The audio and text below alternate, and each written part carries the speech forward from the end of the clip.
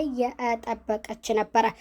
በመካከልም ያቺ ተንኮለኛ ምን እያደረግሽ ነው? ለምንስ መጣሽ? ብላ ፍቅር ስትጠይቃትም ለሷ የመለሰችላትም ከመኮሳተር አልፎ ስለት አንስታ ልትወጋት ስትል ሊዲያ ምን እያደረግሻት ነው ስትል ደርሳባት ነበር። ድንገትም ለምለም ደግሞ በዴቭና በአደይ መካከል የተፈጠረውን ግጭትም አይታ በዛ እንዴት ይሄ ነገር ሊፈጠር ቻለ ብላ ለመጠየቅ ወደ አደይ ጋር ሄዳ ነበርና ሲንጫጩ ሰምታ ገብታ ምንድነው ቤዛ ምን እያደረግሽ ነው ብላ ለቤዛ ስትነግራት ምንም እያደረኩኝ አይደለም ብላ ያንን ያዘችውን ስለት ወደ ኋላዋ ጥለው ነበር። እንዳታምናት ለምለም ይችን ቤዛ እያለችም ፍቅር ለለምለም እየነገረቻት ነበር። ሁሉም ተረባርበው ቤዛን ደብድበዋት ከዛ ቤት አስወጥቷል። አንቺ 7 ዓመት ከኤላ ጋር ስትለያይ እሱ ዲያስፖራ ስለሆነ ነው እንጂ ከኒ የባስሽ አመዳም ነበርሽ ስትላት ቤዛን ለምለም በጥፊ አጩላታል። ከወንድሟም ጋር ሌብነት እንደምትሰራ ለደመቀና ለንጉሱ ተናግራለች። አብረን እንስራ ብሎ ሀሳቡን ሲያቀርብላት ትንንሽ ሌብነት ሳይሆን ጥሩና ትላልቅ ሌብነት ነው መስራት ያለብን። ካሁን በፊትም ልምዱ ነበረኝ። ከወንድሜ ጋር እየሰራን ነበረ። እኔ የምወደው የማፈቅረው ኤላን ነው። ባርኮቴን የቀረብኩትም ለገንዘብ ነው። ግን ምን ዋጋ አለው? በለምለም ተጋለጥኩኝ ስትል ለደመቀ ነግረዋለች። ሰላም ጤና ይስጥልኝ ውድ የተከበራችሁ የዚህ ዩቲዩብ ቻናል ተከታይ የሆናችሁ ቤተሰብ በሙሉ በያላችሁበት ሰላማችሁ ብዝት ይበል። ሰራተኛዋ አደይ ክፍል 71 በዛሬው ክፍል ላይ በስለት ልትወጋት ስትል ደርሳባት ለምለም እንዴት እንደዚህ ታደርጊያለሽ ስትል በጥፊ አጩላት ደብድቧት ከዛ ቤት እንድትወጣ አድርገዋታል። እንደዛም ስላባረሯት ሀሳቧ ስላልተፈጸመላትና ስላልተሳካላት በጣም ተናዳለች። ለደመቀ እያለችው ካሁን በፊትም ከወንድሟ ጋር ሌብነት እንደምትሰራ ተመካክረውም እነ ባርኮት ቤት እንደገባችና ባርኮቴ ከሱ ገንዘብ ብዙ መቀበል ሲሳካላት ከዛ ቤት መውጣት እንደነበረ ዝርግፍ አድርጋ ለደመቀ ነግረዋለች። ያሳዝናል፣ ግን ባርኮትን በጣም ጎተሸዋል። ለምን እንደዚህ አደረግሽው ሲልም መልሶላታል። ኤላን እንደምትወደው እንደምታፈቅረው ግን በለምለም እንደሆነ የለምለም ባል እንደሆነም ለደመቀ ነግረዋለች። ንጉሱም አደይን እየጠበቀ በዚህ መንገድ አልመጣችም ወይ አደይ ናፍቃኛለች ሲል ለደመቀ ነግሮታል። እኔ እሷን ጠባቂ መሰልኩ ሆይ እኔ ተቀመጥኩት መፍትሄ ለመፈለግ ነው እንጂ ሲል ለንጉሱም መልሶለታል። ወደ ኤላ ጋር መሄድ እፈልጋለሁ ብላ ሊዲያ ቀበጧም እዛ ቤት ስትሄድ ኮስተር ብሎ ለምን መጣሽ ብሎ ጠይቋት ነበር። ሊዱም እንደዛው በጣም ስለተናደደች ዴቭ ጠፍቶባት ዴቭ እዛ ቤት የሄደው አደይን እዛ ቤት ናት ስለተባለ እሷን ለማየት ነበር የሄደ። ወንድሜን ፍለጋ ኤላ ጋር መሄድ አለብኝ ብላ ስትናገር ለምንድነው እዛ ቤት የምትሄጂው ስትልም ለምለም ተናዳ መልሳላታለች። ተከትላት ሊዱ እንደሄደችም ለምለም ከኋላዋም ተከትላት ሄዳለች። ለሷ ጥሩም ፊትም ሳይሰጣት ገና አውርተውም ሳይጨርሱም ለምለም ድንገት ትመጣለች። እንዴት ቶሎ መጣሽም ስትል መልሳላታለች። አታምኒውም ማለት ነው ባልሽን? አየህ ሚስትህ አታምንህም ስትል ለኤላ ነግረዋለች። ኤላ ደግሞ ወታደር የሆነች ሚስት ነው ያለችኝ ሲል ለሷ መልሶላታል። ቤዛ መታ ነበር ወይ እዝህም ስትል ጠይቀዋለች። ቤዛ እዛ ኤላ ቤት እንደሄደች ለለምለም ነግራታለች። እንዴት ሄደሽም ለምንስ ሄደሽ ብላ ስትጠይቃት ይቅርታ ልጠይቃችሁ አንቺንና ኤላ ለምለም ለኤላ የጠየቀችው ቤዛ መታ ነበረ ብላ ስትጠይቀው አልመጣችም ሲል መልሶላታል። አትዋሸኝ እንጂ ኤላ እሷ እኮ ነግራኛለች ለምን ትዋሸኛለህ ስትል ባለቤቷን ትጠይቀዋለች። እሱ ግን እንዳትቆጣ ብሎ እውነቱን በኋላ ይነግራታል። እኔ እኮ የምወድህ ለዚህ ነው ስትልም ለኤላ ነግሯለች። አንቺ ወታደሯ ሚስቴ እያለሽልኝ ማን ነው የሚነካኝ ሲልም ለለምለም ተናግሯል። ለምለምም ደስ ብሏታል። ያችኛዋ ስለተባረረች እንዲሁም ሊዲያ ቀበጧም እዛ ቤት የመጣችው ዴቭን ፍለጋ ነበር። ዴቭ ደግሞ ተመልሶ ሄዶላታል። ደመቀና ንጉሱም መንገድ ላይ ሆነው ሊዲያ ቀበጧ ወደ ቤት ስትሄድ እጇን ጥርቅም አድርጎ ይዟት ነበር። ልቀቀኝ እባክህ እያለች እየተታገለችው አለቅሽም ብሎ ሲመልስላትም እንዳትሰረቁ ያቺ ቤዛ በጣም ሌባ ሰው ናት ስትል መልሳለች።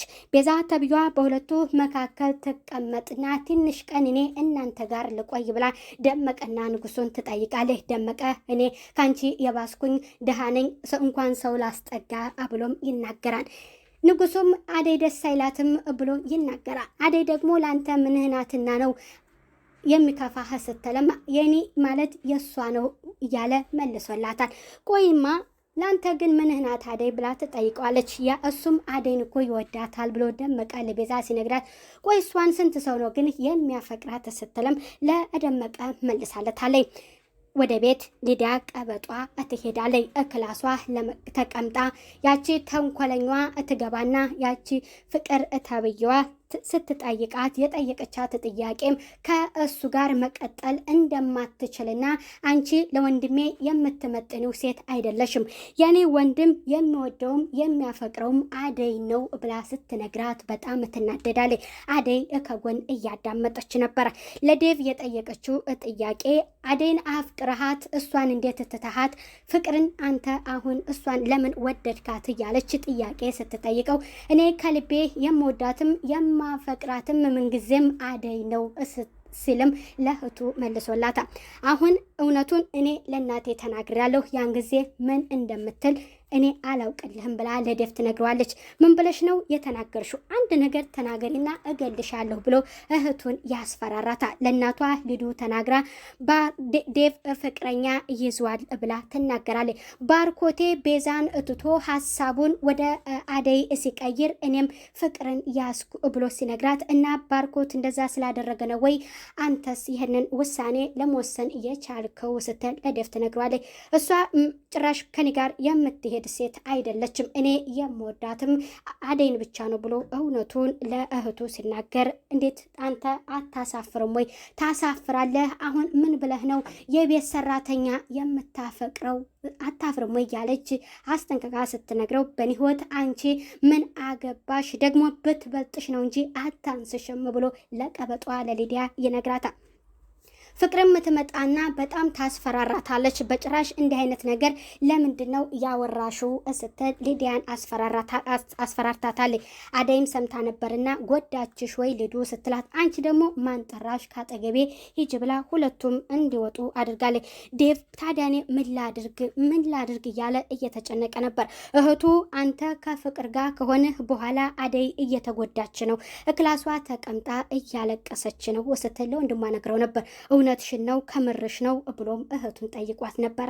ከልቧ ብትወደውም የእሷ ሀሳቧ እስከሚሳካላት ምላሽ ያልሰጠችው ልጅ ናት አደይ።